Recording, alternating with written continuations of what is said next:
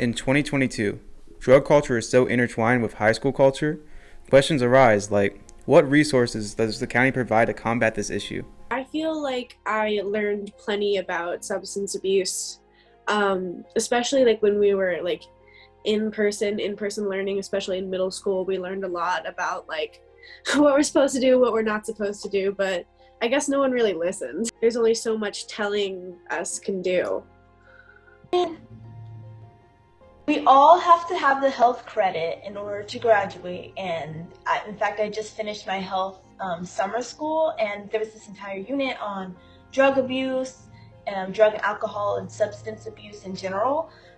But I think if teachers did a little more to talk about the repercussions and the consequences of drug abuse, maybe even bring in somebody who has, once been addicted to that kind of substance abuse, maybe students would be able to see a little more visually what could happen if they continued to. MCPS's health education makes students aware of the impact drugs may have on their health, but such measures only consider the symptoms rather than the root cause of the drug crisis. Nationally, 35% of seniors have reported smoking weed in the past year. 28% of 10th graders have also reported smoking in the past year. What does MCPS have in place to help its students? What measures did you see the school system take in order to ensure that its students avoided drugs and maybe substance abuse?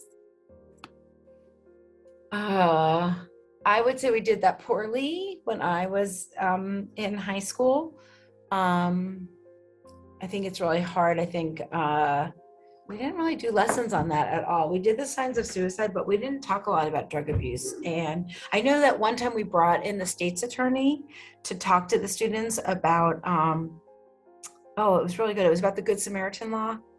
The Good Samaritan law is when if somebody overdoses or is really, really drunk and passes out at a party you're at, you can call 911 and get them help without consequence to you because you perhaps may have been doing something you shouldn't have been doing at that party. So I know at Northwood that state's attorney came and talked to about that, and so gave a lot of really good messages about alcohol and drugs and also just keeping your friends safe, because ultimately we just want you guys to make it through high school. What is the reason behind drug use persisting despite comprehensive education about its dangers?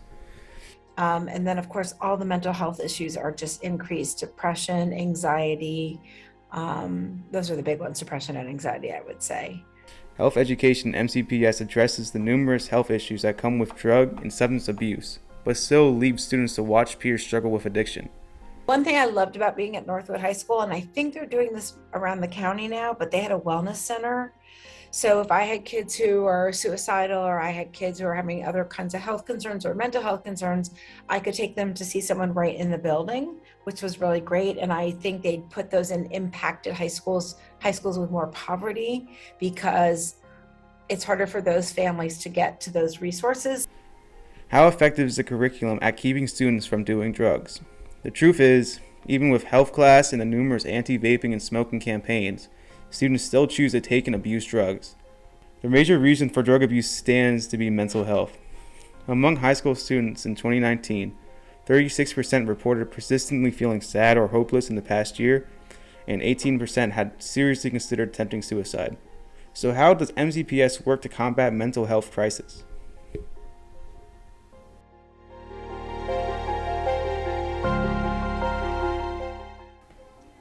It's senior year, and before students can wear their best prom fit and throw their caps in the air, they must face the dreaded obstacle of college applications. Yes, dreadful. Though some students stick to their high school diplomas, many students see attending college as their final academic goal. Studies have shown that graduates with bachelor's degrees are far more successful than their high school diploma counterparts over time, making college graduation extremely helpful to a successful career. However, by senior year, some students are more prepared than others. In English class, the most we've done was draft a personal statement, and then we never talked about college, again. Yeah, a lot of it was basically just professors will be this way, will be that way, but you'll be fine, and they'll just leave it there. And a lot of them say that college is worse than high school. You know, the whole college professors are like not gonna be okay with this, blah blah blah blah blah, that thing. And then they just give no tips. This can be due to a multitude of reasons, but most prominent is often the disparities seen in public education. These disparities can include issues such as race, certain demographics, family factors, etc. In Montgomery County, Churchill High School had over a 95% graduation rate for the class of 2022, with 92% of their students attending four-year institutions afterwards. Kennedy High School has a 79% graduation rate and a 12% dropout rate, while Churchill's dropout rate is less than 5%. The disparity here is obvious. These two schools are on the opposite side of the perception scale. In Montgomery County, like a lot of places in the United States, school assignments are based on where you live. So if you live in a certain neighborhood, you get the ability to access a certain school. And because there's such a variety of school quality in Montgomery County, like in the nation as a whole, people will often assign value to a home or a certain neighborhood based on the school it has access to. So even though Montgomery County has a very well-funded school system, because of such a disparity in the school system, some areas have dramatically higher property values than others simply because of the perception of which schools are better or worse. Churchill is seen as a well-performing school and was recognized in 2004 Wall Street Journal article, The Price of Admission, along with 64 other private and public schools, for the ability to place its students in the 10 high-ranking colleges. Walt Whitman and Richard Montgomery were also on this list. Walt Whitman is considered the best school in MCPS, and Richard Montgomery ranks pretty high on that list as well. But what happens after college?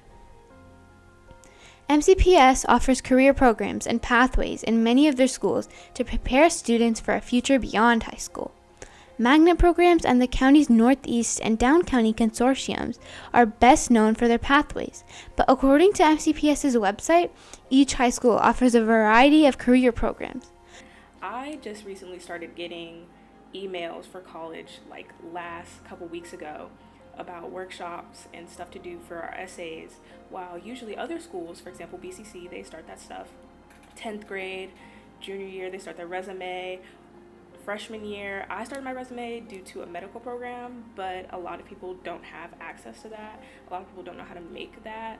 So it causes a lot of problems, and a lot of people have to depend on online resources instead of schools. Not all students feel this way. According to our student survey, 45% of participants selected being unaware as one of the reasons that they are not participating in a career program at their school. These programs have proven to be effective, though. Our survey shows that 100% of students in a career program at their high school agreed that their program has been a great help. This means that the problem does not reside in the career programs, but in how these career programs are advertised to their communities and students themselves. I think that MCPS offers a lot of resources, that they are there. The resources are there and available to be had and to be taken. But the one thing is, students don't know about them. And if students know about them, they don't really feel comfortable getting involved. At my school, we have events every week, but sometimes we only get like a lot of English-speaking students. The Hispanic side of the students, they aren't there. A lot of minority students aren't there because they feel like this activity is not for them, they're not going to be welcome. And that's something that I think schools should be more communicative about, that this is there, a lot of opportunities to have there because you don't know what can happen. ACEs, I wasn't so sure about it, but my counselors told me to sign up and I signed up, and it's just wow, the amount of support you get, the amount of college help you get. And that's something that a lot of students don't know about because that outreach isn't there. In an effort to make these resources more available to a wider population, and in an effort to diversify schools, MCPS created the Northeast and Down County consortiums.